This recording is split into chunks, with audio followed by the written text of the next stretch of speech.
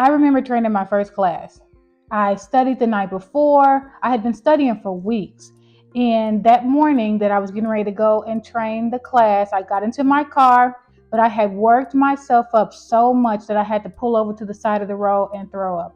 Gross, right? I know. But that's how imposter syndrome can take over your whole being. It starts with how you feel, and then it can even show up in physical form. When we allow ourselves to feel less than and we start going into those feelings of imposter syndrome, that's sometimes what can happen. All the preparation, all the studying, the certificates, the certifications, everything that you've garnered for yourself in order to help improve your development just goes all out the window because we feel like we're imposters in our own body. Even after I had finished the training, I could only think about all the mistakes that I supposedly made. My boss, they were very impressed with my facilitation skills, so much so that they sent me to this certification that we had within my organization that was in Chicago. I went through the certification, I came back, brought it back to my site.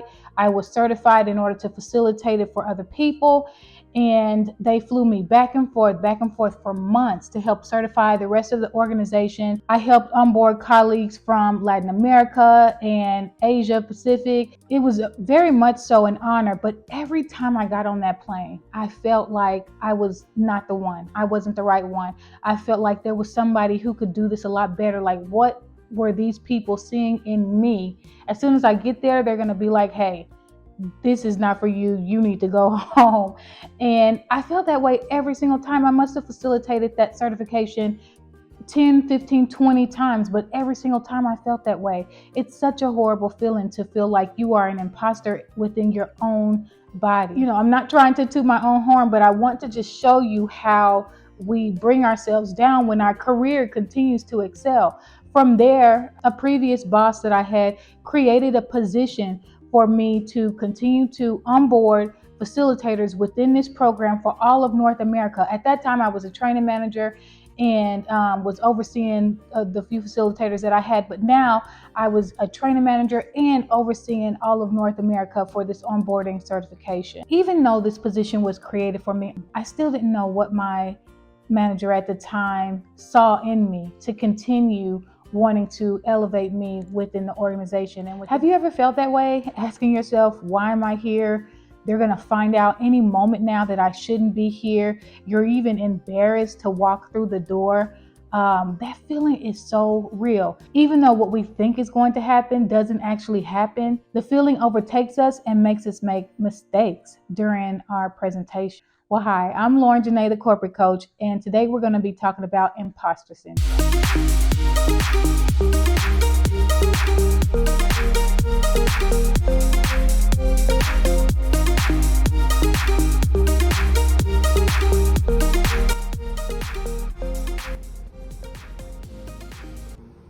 Imposter syndrome, by definition, is a behavioral health phenomenon described as self-doubt of intellect, skills, or accomplishments among high-achieving individuals. And also, 70% of us have felt like imposters at some point, according to the International Journal of Behavioral Science, when they published this in 2011. It shows up for some as perfectionism, where we feel like we have to get every single thing right. It shows up for others, like me, as overthinking, where we can't even get out a decent email or a project because we look at it, we add, we delete, we add, we delete. We don't ever just finish it and send it out. And like I said, for me, it's overthinking. I'm sometimes editing a presentation right before I get ready to present it. How do you combat that? Here are 3 routines that you can implement in your daily life to help you with the feeling of imposter syndrome. The first is affirmations. I try to find me a really good book, somebody on social media, anything that I can wake up in the morning, in the middle of the day. You know, some people, they put post-it notes all over the place so that they can say, I am, XYZ. I am a great facilitator. I am a great leader. I have confidence. I'm supposed to be here. I'm meant to be here. I own my space. Saying things like that really helps you to move forward and get out of that funk when you start to feel overwhelmed by being an imposter. 2, be self-aware. A lot of times, I talk about self-awareness all the time, and a lot of times we ignore those creeping feelings of insecurity, anxiety, embarrassment. We ignore them and we try to move on through our day instead of acknowledging them and managing ourselves through them. That's again where those affirmations come from. So I can sit and I can say, okay, I'm feeling really, really anxious right now, but I know that I am supposed to be here. I know that I am capable of doing this presentation. I know that I am capable of doing this sales pitch. Again, when we're talking about self-awareness and imposter syndrome, managing it is what helps us get through it. Imposter syndrome is a real feeling. It just can't be ignored. Recognizing it when it happens is the key to moving past. The third routine that you should add is really believing in your abilities.